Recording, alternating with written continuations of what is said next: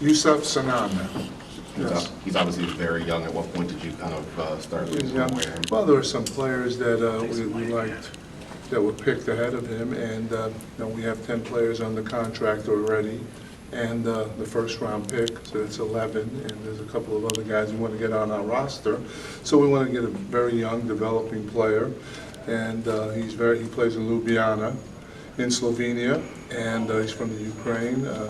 Very talented point guard, combo guard, who is very athletic, and he has real good upside. In this way, he won't take up a roster spot. He's on a really top team in Europe where he can develop his game, a lot like Thomas did when we picked him. When he comes here, do you envision him going to the Go-Go, or? No, he's playing for Olympia Ljubljana next year. He's on the contract with them. Okay. So he's going to be playing over there, developing the game, getting minutes, and he's playing in a very, very tough league over there. So we hope to have him develop in a few years. He's only 18 years old, but very athletic, very talented, makes plays. He has a nice shot, and he's playing in very tough competition. He's under contract for one more year? A couple more years, yes. But they have buyouts in Europe. What, I guess, impressed you most about watching him on film as you guys evaluated him? Well, his athleticism. We have a European scout. We've seen him a lot. We just had the Euro camp, which we had a chance to see him in, and he's very athletic. He gets up and down the floor. He's got a nice looking shot, good feel for the game, very competitive. And like I said, we think he has big upside. He's 6'4" already. He's only 18. He might get a little bit taller, but he's a good ball handler, very competitive. And like I said, a lot like Thomas. We drafted Thomas at an earlier age. He went overseas. He played at the highest level, and it got him ready for the NBA. What was that decision like, picking between him, a guy who you might have to wait a few years for to play here, and someone who could help maybe even the Go-Go right away?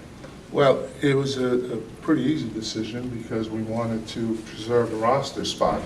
So just because you draft somebody in the second round, if you sign him, he still has a roster spot, even if you let him play for the Go-Go. So we liked him. We've been following him, and we think he has nice upside for the future.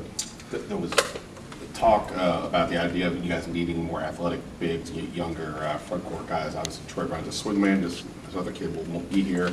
You didn't get that done today. Obviously, there's still plenty more to go. But where does getting out younger athletic bigs kind of rank in sort of what you guys are trying to do this offseason? Well, we feel like we have a good team.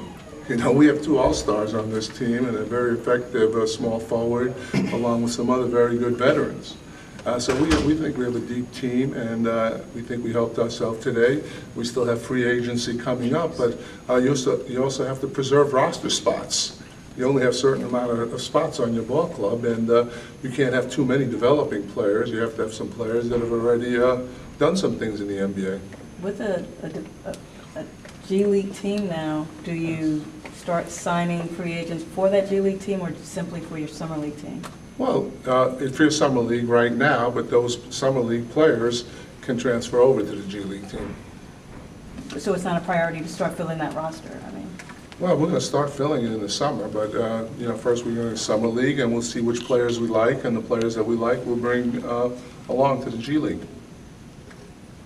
To the point of the athletic big man, as we're obviously Devin Robinson was a two-way guy last year, and then sure to see him in Summer League and so on. How much did whatever you saw from him this year influence perhaps the idea of, well, we feel we have him, we don't necessarily have to get something else in the draft? Well, at 44, you're not exactly picking from the cream of the crop. Some good players over there. And like I said, I'm making the point that you need roster spots. Sure. And if you pick a player, they take up a roster spot for you, even if you send them to the G League. So right now, we felt it was better to have someone who's going to get a lot of minutes at a very high level, playing overseas, who can develop for us, and then we'll see what other players we can add to the G League team here. Ernie, how did now that the draft is almost over, particularly in that first round, did it fall kind of the way you anticipated? Were there any surprises? I don't think so. I mean, obviously the situation with Porter and his injury situation, he probably went a little bit lower than most people anticipated, but the rest of it went pretty much as we had it on our board. You mentioned there were a few guys that went ahead of you.